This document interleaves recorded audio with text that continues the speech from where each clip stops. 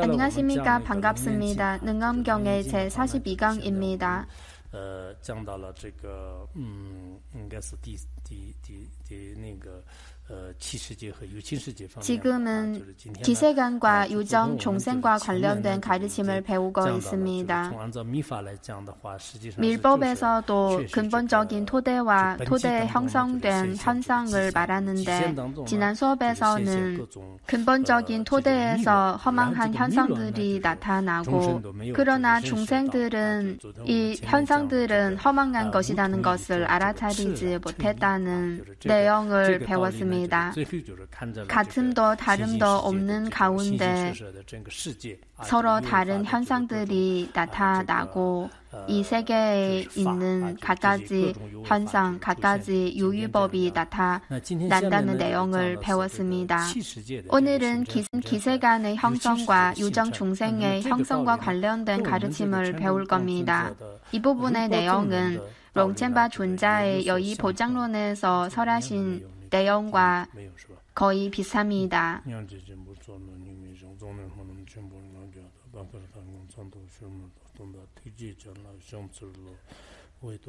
모든 중생을 제도하기 위해 무상소승한 보리심을 내시기 바랍니다. 오늘부터는 기세간의 형성과 유정 중생의 형성에 대해 설하는 가르침을 배울 건데 기세간의 형성과 관련된 가르침은 여의 보장론에서 설한 기세간의 형성과 관련된 가르침과 거의 같습니다.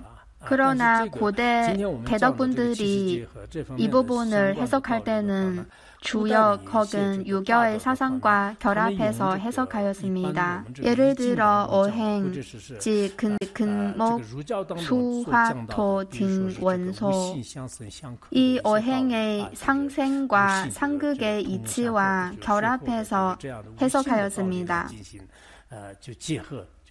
이에 대해 어떤 대덕분들은 다른 종교의 관점을 인용해서 해석할 필요가 없다고 생각합니다. 왜냐하면 불교의 이치를 통해서 해석해도 충분한데 다른 종교의 관점을 통해서 해석할 필요는 없다고 생각하는 것입니다. 그러나 어떤 대덕분들은 확실히 다른 종교의 관점을 많이 인용해서 해석하였습니다. 정맥소에도 이런 내용이 많이 있고 그리고 감산 덕청께서도 이런 방식으로 해석한 내용이 좀 많습니다. 이에 대해 대덕분들이 좀 서로 다른 관점을 가지고 있는 부분도 있습니다. 시간이 되시면 여러분도 주석서를 좀 보시면 아실 겁니다. 오늘의 내용은 먼저 기세간의 형성과 관련된 가르침을 배울 겁니다. 참고 자료의 첫 번째를 보겠습니다. 깨달음의 허망한 밝음과 허공의 캄캄한 어두움이 번갈아 바뀌며 흔들리기 때문에 폭륜 있어서 세계를 붙드느니라. 한문을 보시면 강명과 공매가 있는데 기세간의 형성은 맨 처음에는 강명이 있고 강명에 대해 대덕분들께서 해석할 때 좀 차이가 있습니다. 어떤 분은 이렇게 해석하였습니다. 강명은 분별의 주체인 능추이고 공매는 분별의 대상인 소추이다고 해석하였고 그리고 어떤 대덕분은 강명은 맨 처음에 일어난 무명의 환각이라고 하고 이 무명의 환각이 일어난 후에는 바깥에서 허공의 캄캄한 어두움이 나타난다고 합니다. 이렇게 분별의 주체와 분별의 대상이 있기 때문에 흔들리기 시작합니다. 왜냐하면 맨 처음에는 무명이 일어나고 무명이 일어난 후에는 바깥에서 우매 혹은 무지 혹은 허공과 같은 현상이 일어나고 이 두 가지 인연으로 흔들림이 생깁니다. 어떤 조석서에서는 강명과 공매를 다만 무명으로 해석하였습니다. 이런 무명 혹은 무지의 흔들림에 따라서 점차 풍륜이 형성되었습니다. 이 풍륜은 무엇으로부터 형성된 것일까요? 사실 사람의 허망한 마음에서 형성된 것입니다. 그리고 이 허망한 마음은 사실 일종의 우매이고 흔들리는 성질입니다. 이런 흔들림의 원인 혹은 인연으로 풍륜이 형성되었습니다. 풍륜은 흔들리는 성질입니다. 여러분도 아시다시피 바람은 흔들리는 성질입니다. 그리고 풍류는 이 세계를 붙드는 역할을 합니다. 다른 경론에서도 맨 처음에는 허공이 있고 그리고 허공에 의해 풍륜이 형성되고 그리고 풍륜에 의해 또 수륜이 형성되고 그리고 수륜에 의해 지륜이 형성되고 그리고 지륜에 의해 산하대지가 형성됩니다. 우리가 살고 있는 세계는 이렇게 형성되었다고 합니다. 이에 대해 보성론의 관점도 이와 같습니다. 능엄경의 주석서를 보거나 혹은 능엄경에 따라서 이 세계의 형성의 그림을 그릴 때도 다 먼저 공륜, 즉 허공을 먼저 그립니다. 그러나 여기에서는 먼저 허공을 말하지 않았고 풍륜의 특별한 힘으로 이 세계를 붙든다고 하였습니다. 이어서 두 번째를 보겠습니다. 허공으로 인하여 흔들림이 생기고 밝힘을 굳혀서 막힘을 이루니 저 근본은 밝힌 깨달음이 굳혀진 것이므로 금륜이 있어서 국토를 보존하느니라. 이것은 금륜을 설하는 내용입니다. 앞에서는 허공에서 풍륜이 형성되었고 그리고 풍륜은 흔들리는 성질이고 풍륜이 끊임없이 흔들리기 때문에 점차 굳고 밝은 물질이 형성되었다고 합니다. 이 형성된 물질을 바로 금보 혹은 금륜이라고 하는 겁니다. 혹은 대지의 지륜이라고 할 수도 있습니다. 여의 보장론에서 풍륜을 설명할 때도 붙드는 작용을 하는 풍륜이 있다고 하였고 그 풍륜은 견고한 성질이라고 하였는데 사실 그 풍륜도 여기에서 말한 근보 혹은 금륜과 별 차이가 없습니다. 그리고 여기에서 굳혀졌다고 하는데 중생의 분별심 혹은 중생의 허망한 마음이 점차 굳혀져서 막힘을 이룬 것입니다.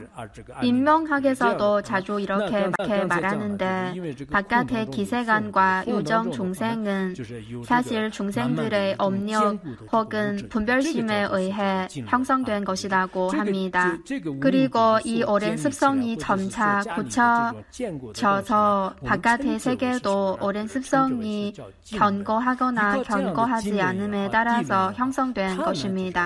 그래서 먼저 허공에서 바람이 생기고 그리고 바람에서 점차 견고한 물질이 생기고 이 견고한 물질을 금륜이라고 하는 겁니다. 이렇게 무명에서 형성된 것 혹은 인위적으로 만들어낸 이런 견고한 것을 금륜이라고 하는 겁니다. 이 금륜 혹은 지륜이 있어서 국토를 보존합니다. 즉 기세간의 모든 국토는 금륜으로 보존하는 것입니다. 금륜은 이렇게 견고한 것입니다. 이것은 두 번째 금륜을 말씀드렸습니다. 이어서 세 번째를 보겠습니다. 깨달음을 굳혀서 보배가 되고 밝힘이 흔들려 바람이 생기니 바람과 금이 서로 마찰함으로 불빛이 있어서 변화하는 성질이 되느니라. 이것은 불, 즉 화륜을 말하는 것입니다.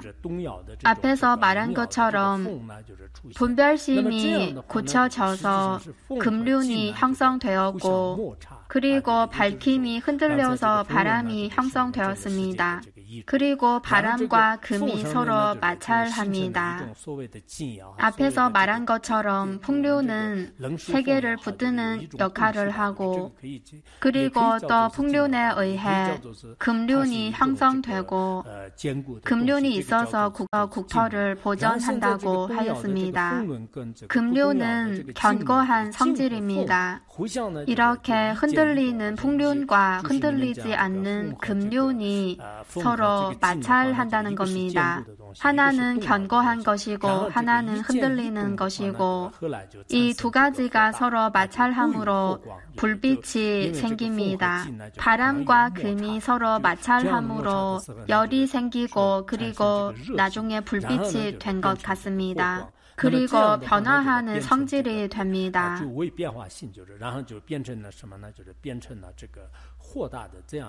그래서 처음에는 풍륜이고 그리고 금륜이고 그리고 나서는 불빛이 생기고 이것을 화륜이라고 할 수도 있습니다. 화륜이라고 할 수도 있을 겁니다. 불 요소이니까. 그리고 여기에서 말하는 불은 반드시 완전히 다 활활 타오르는 불이 아닐 수도 있습니다. 이 세계의 형성을 말할 때 빅뱅 이론도 있고 그리고 이 세계를 보면 바닷속에도 불빛이 생길 수 있고 이 세계에는 확실히 신기한 현상이 많이 있습니다.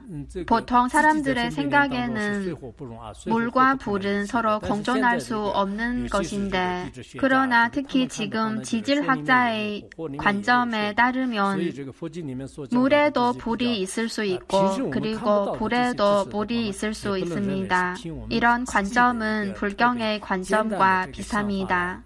우리는 본인의 눈으로 직접 보지 못했다거나 혹은 본인의 생각으로는 이해하지 못하기 때문에 이것은 반드시 틀렸다, 저것은 반드시 맞다 이렇게 간단하게 판단하는 것은 합리적이지 않습니다.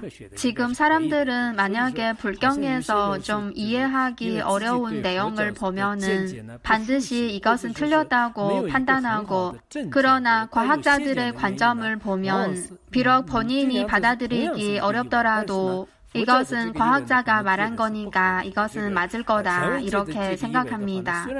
어떤 사람은 불교에 대해 잘 알지 못하거나 혹은 삿된 견해를 가지고 있기 때문에 비록 불교의 관점과 과학자의 관점에 다 의문이 들지만 그러나 불교의 관점은 당연히 합리적이지 않고 과학자의 관점은 무조건 틀리지 않을 거라고 생각할 것입니다. 사실 이렇게 생각하는 것도 합리적이지 않습니다. 우리가 말한 세계의 형성의 관점이든 그리고 학자들이 가지고 있는 우주에 대한 관점 그리고 블랙홀과 하늘의 형성, 대지의 형성, 바다의 형성에 대해서도 학자들이 서로 다른 관점을 가지고 있습니다. 이렇게 많은 관점이 있는데 이 관점들을 믿든 믿지 않든 이것은 본인의 자유이지만 그러나 불교의 관점도 이 많은 관점 중에 하나이니까 이것은 인정해야 합니다. 이어서 네 번째를 보겠습니다. 보배의 밝음이 물기를 대고 불빛이 위에서 쪼여 삶으니 수륜 있어서 시방 경계를 둘러싸느니라. 여기서부터는 수륜을 말하는 겁니다. 금륜 위에는 물기와 같은 것이 있고 우리가 수정이나 금 혹은 유리를 볼 때도 그 위에는 일종의 윤택함이 있다는 것을 볼 수 있습니다. 그리고 불빛이 위에서 쪼여 삶으니 물기와 같은 것이 증발하게 됩니다. 우리가 평상시에도 볼 수 있듯이 만약에 물 요소가 있는 물건이 불과 만났을 때 물이 증발하게 될 겁니다. 많은 물이 증발하고 나서는 또 하늘에서 많이 빗물이 형성되고 이런 빗물이 시방세계를 두루 쌀 수 있습니다. 그래서 여기에서는 수륜이 있어서 시방세계를 둘러싼다고 하였습니다. 여기서는 수륜이 좀 뒤에서 나왔는데 보통 구사론이든 여의 보장론이든 이런 논전을 보면 먼저는 풍륜이고 그 다음에는 수륜이 나옵니다. 어떤 주석서에서는 수륜이 앞에서 나오고 금륜이 뒤에서 나오는 것은 소승의 관점이라고 하는데 그러나 사실 이런 관점은 소승의 관점뿐만 아니라 화엄경과 보성론 등 대승의 경론에서도 수륜이 먼저 나오고 그리고 금륜이 나오는 이런 내용을 볼 수 있습니다. 이것도 다만 서로 다른 관점일 뿐이지 틀렸다고 할 수는 없습니다. 왜냐하면 만약에 수륜이 뒤에 있다면 그러면 물이 증발되었고 하늘에서 많은 빗물이 내리면 그러면은 앞에서 말한 불이든 바람이든 이 모든 것을 다 둘러쌀 수 있을 겁니다. 그래서 수륜이든 금륜이든 화륜이든 이 모든 것을 다 둘러쌀 수 있을 겁니다. 지금 대부분 사람들은 지구의 70% 넘는 부분이 물이라는 것을 알고 있을 겁니다. 이것도 수륜과 관계가 있을 겁니다. 물론 이에 대해 많은 사람들이 서로 다른 관점을 가지고 있지만 그러나 우리는 걱정할 필요는 없습니다. 어느 관점은 옳은 관점이고 어느 관점은 틀린 관점이다. 이렇게 생각할 필요도 없고 우리는 이에 대해 걱정할 필요가 없습니다. 이 세계에는 수없이 많은 경전과 논전이 있고 그리고 이 세계의 현상도 천차만별이고 중생들의 업력도 서로 많이 다릅니다. 그래서 어떤 중생들 앞에서는 이 세계의 지수 화풍에 형성된 과정도 어떤 중생들 앞에서는 이렇게 나타나고 또 다른 중생들 앞에서는 또 다른 방식으로 나타날 수가 있습니다. 그래서 이 세계의 형성도 풍륜과 수륜이 먼저 형성될 수도 있고 그리고 풍륜과 금륜부터 형성될 수도 있습니다. 그래서 여러분이 불법을 배울 때는 너무 좁은 시야로 보면 바람직하지 않고 옛날에 고승 대덕분들께서 가진 서로 다른 관점을 우리가 배울 때는 어떤 마음으로 받아들여야 할지 여러분이 잘 아셔야 합니다. 본인의 좁은 시야와 지혜로 이것은 맞다, 저것은 틀렸다 이렇게 판단하면 바람직하지 않습니다.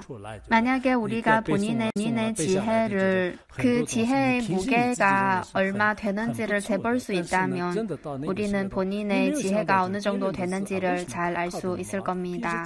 아니면 시험을 볼 때 많은 문제를 풀지 못하고 그리고 외워야 할 내용도 잘 외우지 못하지 않습니까? 평소에는 본인의 지혜가 훌륭하다고 생각할 수 있지만 그러나 정말 시험을 볼 때 다른 사람은 성적이 좋은데 왜 본인은 좋은 성적을 얻지 못할까?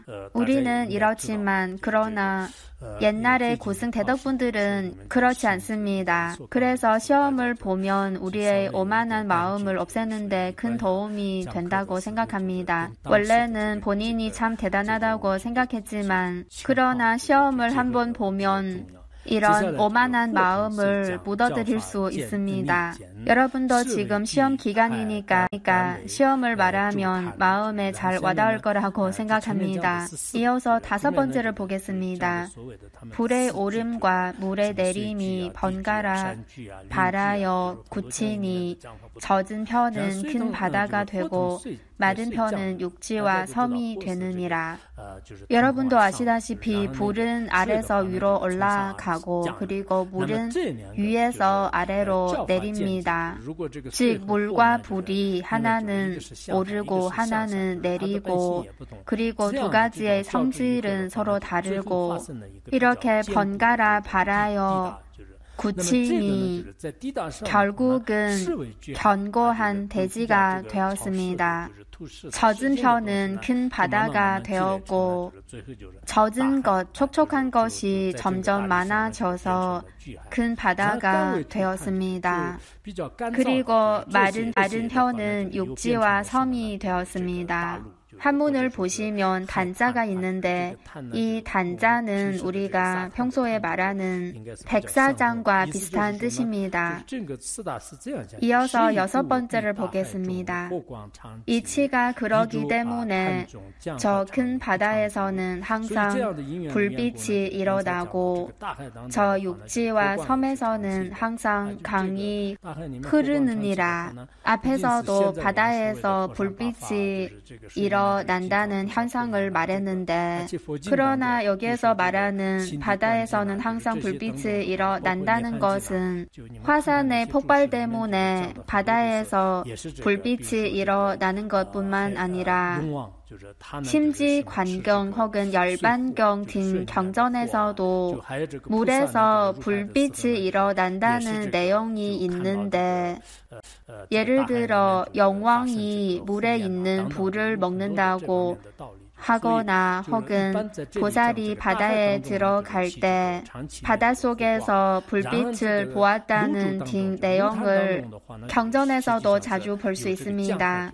그래서 여기에서도 바다에서는 항상 불빛이 일어나고 그리고 육지와 섬에서는 항상 강이 흐른다고 하였습니다. 사실 이것은 자연계에서 흔히 볼 수 있는 현상입니다. 여러분도 잘 아실 겁니다. 바닷속에는 불빛이 일어나고 그리고 육지와 섬에서는 항상 강이 흐릅니다. 중국의 황하이든 장강이든 혹은 여러분의 고향에 있는 강이든 어쨌든 육지와 섬에서는 항상 강이 흐릅니다. 이어서 7번째를 보겠습니다. 물의 세력이 불보다 약하면 맺혀서 높은 산이 되느니라. 그러므로 산 돌을 치면 불꽃이 일어나고 녹이면 물이 나오는 것이다. 물과 불이 서로 접촉할 때 만약에 불의 세력이 물보다 더 강하면 맺혀서 높은 산이 되고 그리고 산 돌을 치면 불꽃이 일어나고 그리고 녹이면 물이 나오는 것입니다. 아마 우리가 자주 말하는 액체로 된 쇠이든 액체로 된 구리이든 그리고 광물도 만약에 녹이면 액체가 됩니다. 물과 불이 접촉할 때 만약에 물의 세력이 불보다 약하면 맺혀서 높은 산이 됩니다. 많은 주석서에서는 불은 중생의 분노를 대표하고 그리고 물은 중생의 탐욕을 대표한다고 합니다. 그래서 우리가 볼 수 있는 높은 산이든 강물이든 이것은 모두 우리의 분노와 탐욕과 어리석음 이런 마음에 의해 형성된 것입니다. 그리고 어떤 주석서에서는 중생의 허망한 마음이 끊임없이 변하고 일어나기 때문에 이 세계에도 불이 나타났다가 물이 나타났다가 이렇게 끊임없이 변화한다고 합니다. 지금 중생들의 분별심이 확실히 강한 것 같습니다. 정말 심각한 것 같습니다. 그렇기 때문에 중생들의 분노가 강하기 때문에 심각한 화재도 많이 일어났습니다. 지금 많은 나라에서 군사훈련을 하는 것도 분명 분노하는 마음이 점점 강해졌기 때문입니다. 그리고 어떤 주석서를 보면 분노하는 마음과 오만한 마음이 합쳐서 높은 산이 되었다고 합니다. 우리가 볼 수 있는 에베레스트 산이든 다른 높은 산이든 사실 이것은 중생들의 오만한 마음과 분노하는 마음에 의해 형성된 것입니다. 그래서 우익 대사 등 많은 대덕분들도 허망한 마음 하나에 의해 4대 요소가 형성되었다고 합니다. 이어서 8번째를 보겠습니다. 흙의 세력이 물보다 약하면 빼어나서 풀과 나무가 되느니라. 그러므로 숲이 불에 타면 흙이 되고 쥐어짜면 물이 나오는 것이다. 즉 만약에 흙의 세력이 물보다 약하면 즉 물의 세력이 더 크다면 땅에서 자라난 풀과 나무가 됩니다. 그래서 숲이 불에 타면 흙이 되고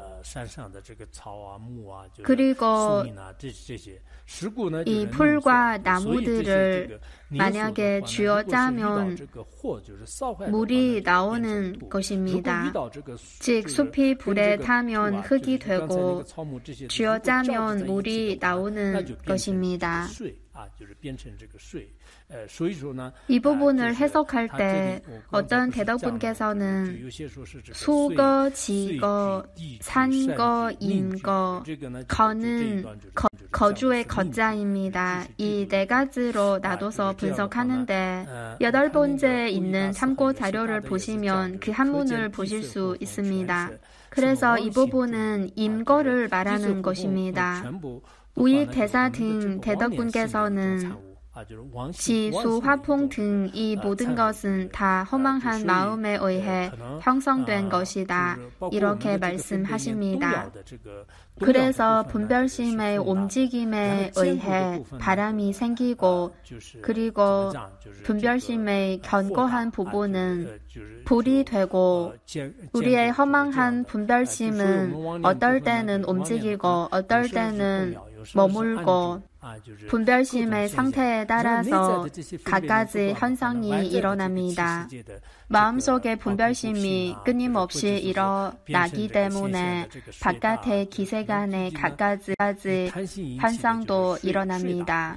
탐욕에 의해 물이 형성되고 그래서 수재가 발생하기도 하고 하늘에서 많은 비가 내리기도 합니다. 분노에 의해 화재가 일어나기도 하고 전쟁이 일어나기도 합니다. 바깥 세계에서 이런 현상이 나타나기도 합니다. 그리고 어리석음 때문에 이 세상에 갖가지 허망한 현상들이 나타납니다. 지금 많은 사람은 기억력이 좋지 않다고 하는데 어떤 사람은 먹는 야채에 농약이 너무 많아서 기억력이 좋지 않다고 생각할 수도 있는데 그리고 어떤 병에 걸리지 않았을까 이런 걱정을 할 수도 있는데 사실 이것은 중생들의 공업 때문에 이렇게 나타난 현상일 수도 있습니다. 사실 중생들의 공업도 불가사의한 힘을 가지고 있습니다. 탐욕과 분노와 어리석음은 중생들의 마음속에서 나타나기도 하고 그리고 바깥의 세계에서도 나타납니다. 이어서 9번째를 보겠습니다. 이렇게 허망함이 얽히고 발생해서 서로 번갈아 정자가 되니 이러한 인연으로 세계가 끊임없이 상속하느니라. 즉 탐욕과 어리석음과 분노와 오만한 마음 그리고 의심 등 허망한 분별심이 종자가 되어 이러한 인연으로 세계가 끊임없이 상속하는 것입니다. 이렇게 기세간의 갖가지 현상이 끊임없이 일어납니다. 요즘 뉴스를 보면 어떤 지역에서는 아주 큰 화재가 일어났고 그리고 60년 동안 혹은 70년 동안 일어나지 않았던 일들도 갖가지 현상들도 많은 나라에서 일어나고 있다는 뉴스를 보았습니다. 그래서 바깥의 기세간의 변화가 우리의 수명에 어떤 영향을 끼칠지는 이것은 누구도 장담할 수 없는 일입니다. 만약에 기세간에 큰 변화가 일어나면 순식간에 아주 큰 변화가 일어날 수 있고 그리고 중생들은 확실히 아주 간단한 생명이고 만약에 기세간에서 어떤 변화가 일어나면 유정 중생들도 아주 큰 변화가 일어날 것입니다. 이 부분은 기세간을 설하는 내용입니다. 사실 불교에서 일체 유심조와 관련된 이치를 많이 설하는데, 그러나 어떤 사람은 일체 유심조를 이해할 때 이 모든 것은 다 내 마음이 만들어낸 것인가? 믿어지지 않을 수도 있을 겁니다. 앞에서 말한 것처럼 중생들의 마음속에는 갖가지 분별심이 일어나고, 그리고 우리의 몸도 지수화풍으로 뭉쳐진 것이고, 바깥의 세계도 4대 요소로 형성된 것입니다. 다 여러 가지 인연이 화합하여 형성된 것입니다. 단지 한 중생에 의해 이 세계의 모든 것이 형성되는 것도 아니고, 그리고 한 중생의 마음이 이 세계에 아무런 영향을 끼치지 않는 것도 아닙니다. 불교에서 말하는 가장 심오한 이치는 바로 인연 화합의 이치입니다. 소위 말하는 인연 화합은 궁극적인 측면에서 보면 얻을 수 없는 것이고, 그러나 상대적인 측면에서 보면 모든 것은 이 법칙에서 벗어날 수 없습니다. 그러나 이것은 아주 간단한 이치가 아니고, 대학원생 혹은 박사 학위를 땄다고 해서 몇 년 동안만 연구를 하고 내린 결론은 아닙니다. 부처님께서는 무량겁 동안 자량을 쌓고 죄업을 없애고 나서야 이런 걸림없는 지혜를 얻었습니다. 이런 지혜로 인연의 법칙을 꿰뚫어 볼 수 있었습니다. 이렇게 이 모든 것이 형성되고 머물고 소멸되는 이 모든 과정을 꿰뚫어 볼 수 있었습니다. 이런 연기설을 어떨 때 보면 이해하기 쉬운 것 같지만, 그러나 사실 그렇게 쉬운 이치는 아닙니다. 이어서 유정 중생과 관련된 가르침을 보겠습니다. 10번째를 보겠습니다. 부처님께서 말씀하셨습니다. 또 부르나야, 밝힘을 굳힌 허망함은 다른 것이 아니라 깨달음의 허망한 밝힘이 허물이다. 여기서부터는 주로 유정 중생은 어떻게 형성되었는지를 설하는 내용입니다. 한문을 보시면 명자와 각자가 있는데, 여기에서 명자와 각자의 뜻은 우리가 평상시에 말하는 깨달음과 가까운 그런 뜻이 아니고, 상대적으로 좀 뚜렷한 마음 상태로 이해하면 좋을 것 같습니다. 원래 밝은 마음이 허망한 마음이 되어서 중생이 되었습니다. 만약에 그 즉시 그 본성을 꿰뚫어 볼 수 있다면 이것은 지혜이고, 만약에 꿰뚫어 보지 못한다면 무명이 됩니다. 마치 왕자가 거지가 된 것처럼 원래는 밝고 청정한 것인데, 그러나 점점 허망한 것으로 변하게 되었습니다. 오등 전서라는 책에는 이런 내용이 있습니다. 정초라는 사람이 있는데, 그가 능엄경에 우리가 지금 배우고 있는 10번째 내용까지 읽었을 때 크게 고민하고 있었습니다. 이 세계가 아직 형성되기 전에, 중생도 아직 형성되기 전에 어떻게 무명이 있을 수 있을까? 이에 대해 크게 고민하고 있었습니다. 여러분도 아시다시피 선종에서는 스승님께서 마음의 본성을 직접 보여주는 가르침에 따라서 깨달음을 얻는 경우가 많이 있습니다. 그러나 정초는 낮잠을 자다가 갑자기 경쇠를 치는 소리를 들어서 깨달음을 얻었다고 합니다. 그래서 여러분도 자기 전에 10번째 구절을 여러 번 읽으시고, 그리고 아침에 알람 소리를 들으면 깨달음을 얻을지도 모릅니다. 만약에 깨달음을 얻었다면 아침 수업을 참석하지 않아도 됩니다. 직매 폰초 린포체님께서도 그때 깨달음을 얻었을 때는 며칠 동안 수업에 참석하지 않았다고 하셨습니다. 그래서 내일부터 만약에 아침에 누군가가 지각했다면 아마 밤에 자기 전에 능엄경의 이 구절을 읽어서 이미 깨달음을 얻었을지도 모릅니다. 이어서 11번째를 보겠습니다. 대상의 허망이 이미 세워지고 나면 진실한 밝은 이치가 뚫고 지나가지 못한다. 즉, 이런 허망한 허망한 마음, 허망한 분별심이 세워지고 나면 진실한 이치를 통달하는 꿰뚫어볼 수 있는 마음의 본성은 전혀 드러나지 못한다는 뜻입니다.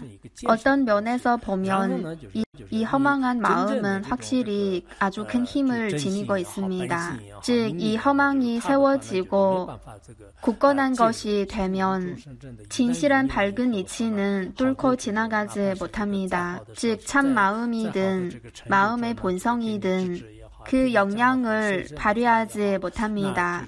만약에 중생이 허망한 상태에 빠지게 되면 아무리 좋은 스승님을 만나고 아무리 좋은 심오한 가르침을 받았더라도 마음속에는 아무런 느낌이 없을 겁니다.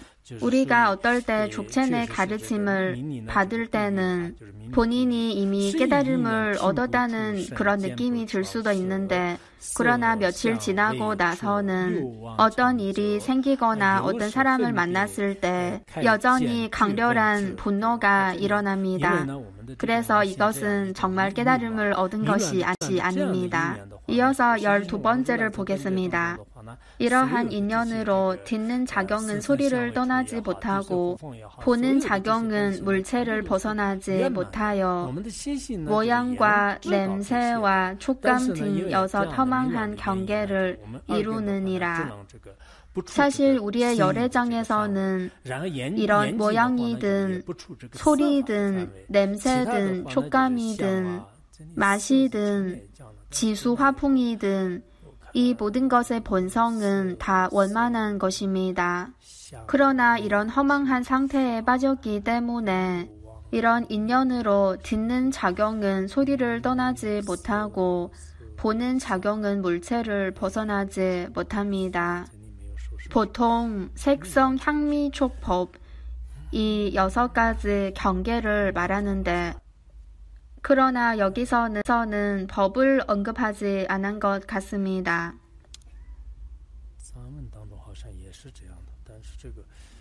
티베트어의 버전을 봐도 이와 같습니다. 그래서 색성, 향미, 촉법 등 6 허망한 경계를 이루고, 그리고 안이 비설신의 이 6근은 각자의 경계에서 벗어나지 못합니다. 이렇게 허망한 보고, 느끼고, 맡고, 아는 작용이 형성되었습니다.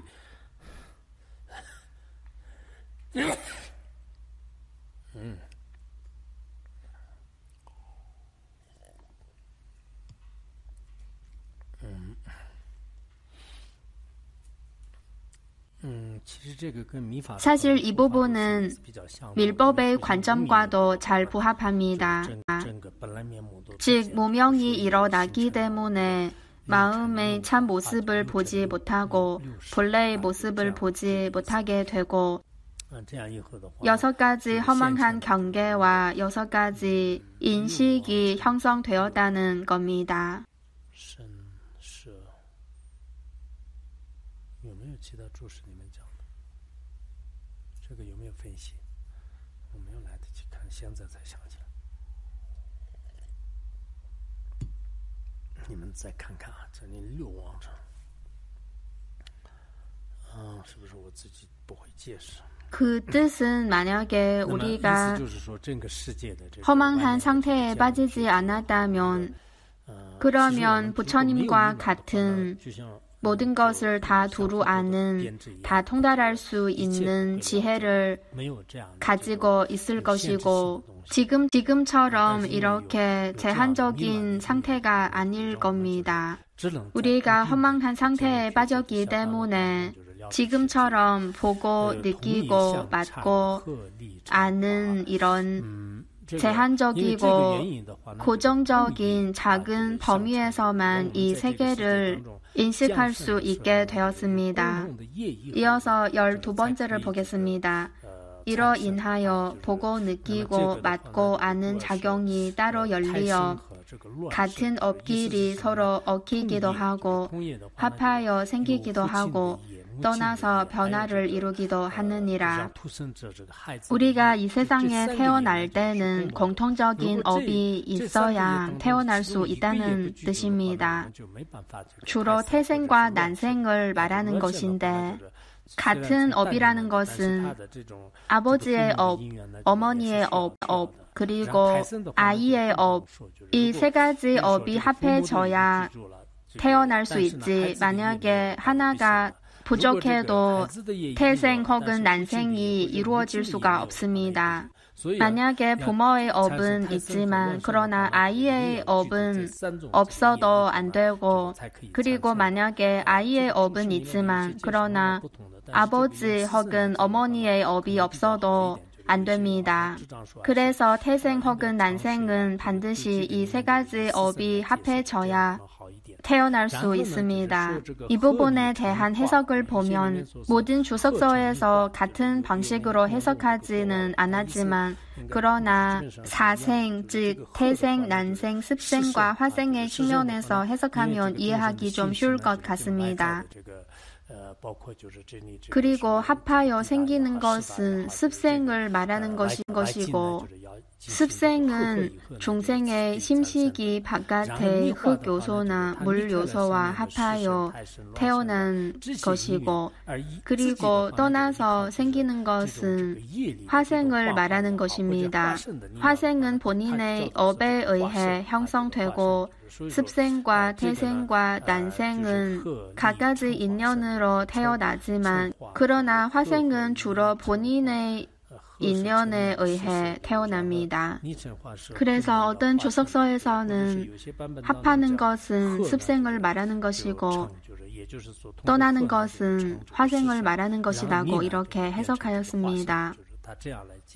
그리고 이어서는 주로 태생의 과정을 설했습니다.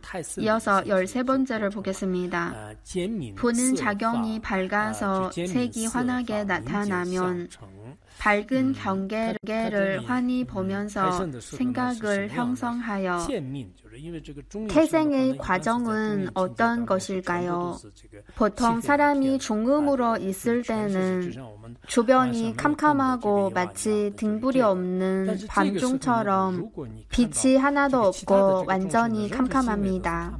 이때 다른 중생이 무엇을 하고 있는지는 하나도 보이지 않지만 그러나 본인과 인연이 있는 부모가 잠자리를 같이 하는 모습을 볼 수는 있습니다. 이때 본인은 마치 밤중에 등불의 빛을 보고 그 등불에 뛰어드는 나방과 같습니다. 이렇게 중음으로 있는 중생도 이런 밝음을 볼 수 있습니다. 이것도 중생의 업력에 따라 나타난 이런 밝은 현상입니다. 사실 중음으로 있는 중생들은 대부분 주변에 어두캄캄함만 보이고 아주 불쌍합니다. 그리고 이때 부모가 잠자리를 같이 하는 모습을 보고 그곳으로 뛰어갑니다. 그리고 거기에 도착하고 이런 장면을 보면서 마음속으로 생각이 일어납니다. 나도 참여하고 싶다는 이런 분별심이 일어나고 이런 생각에 따라 그 과정 속으로 뛰어듭니다. 이렇게 본인도 부모가 잠자리를 같이 하는 과정으로 들어갑니다. 이어서 13번째 가운데 부분을 보시면 소견이 다르면 미워하고 생각이 같으면 사랑하면서 이 부분은 고사론의 관점과 다른 논전의 관점과 같습니다. 소견이 다르면 미워하고 분노하는 마음이 생기고 생각이 같으면 탐욕이 생긴다는 겁니다.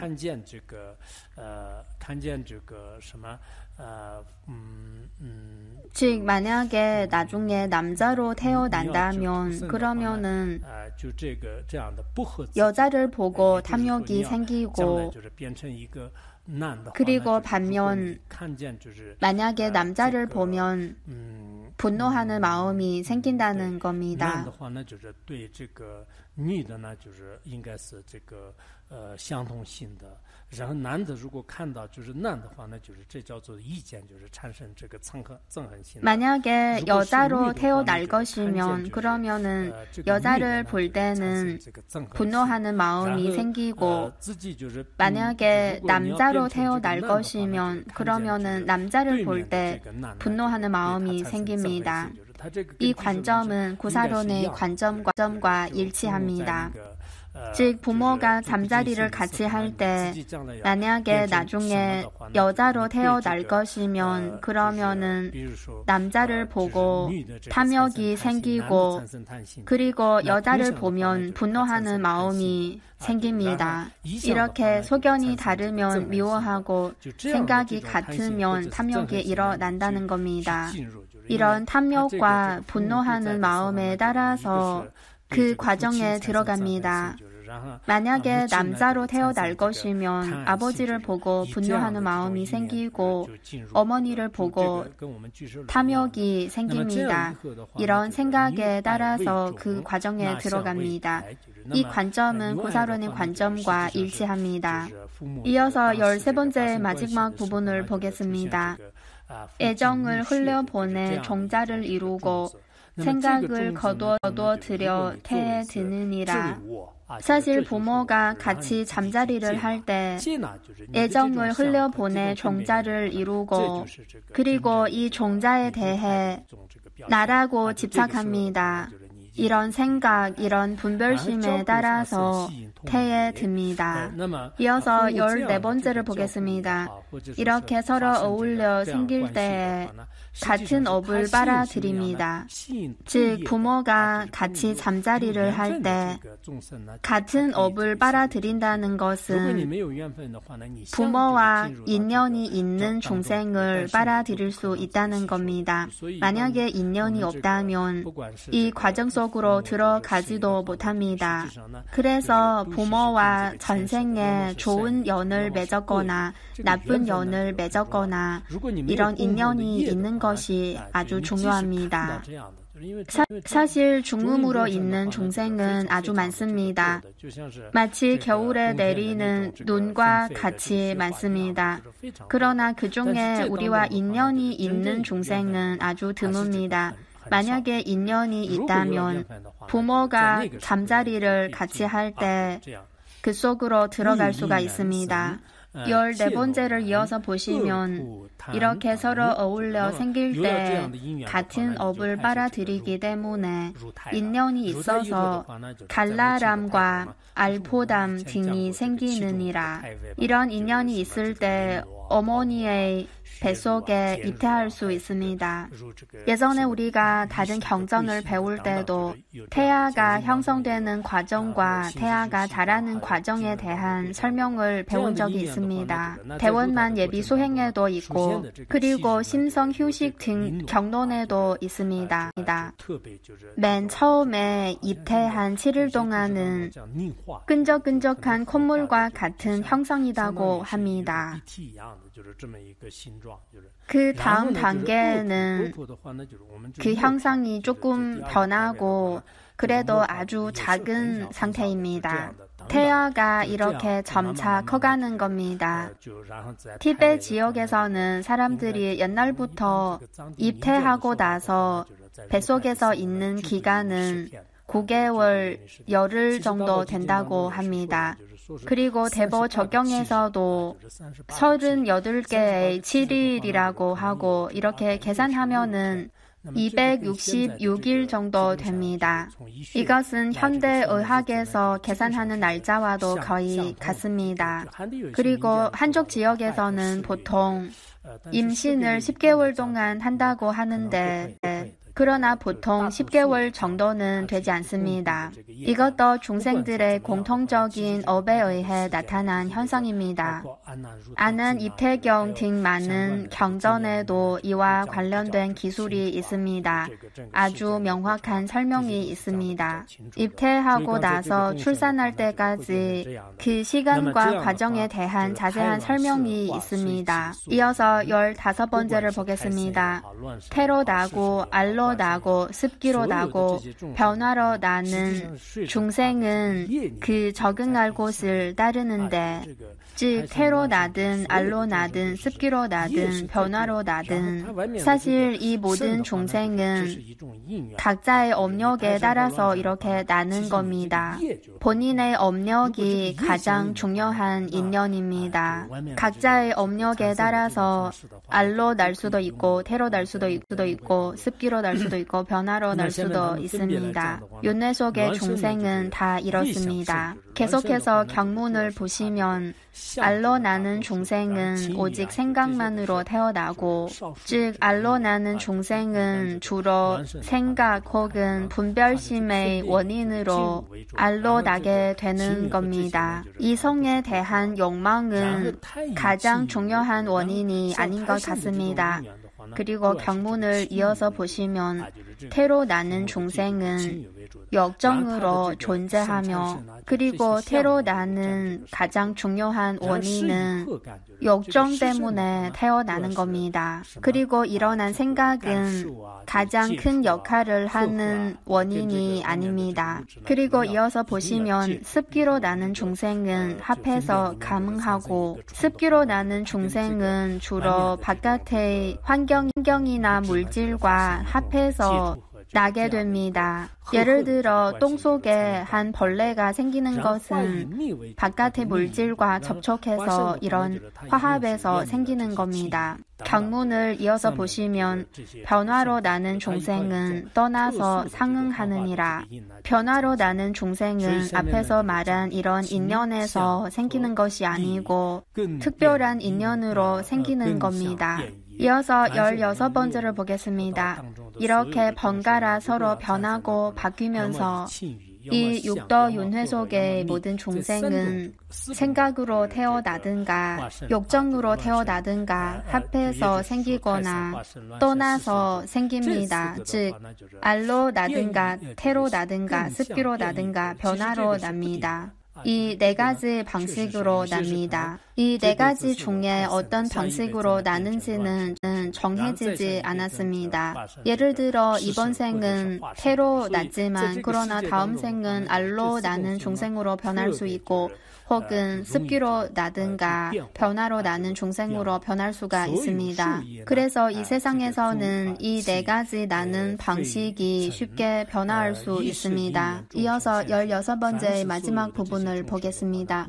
업으로 받은 과보를 따라 날기도 하고 잠기기도 하니 이러한 인연으로 중생이 끊임없이 상속하느니라. 그래서 사실 이 모든 중생은 다 업력의 지배를 받습니다.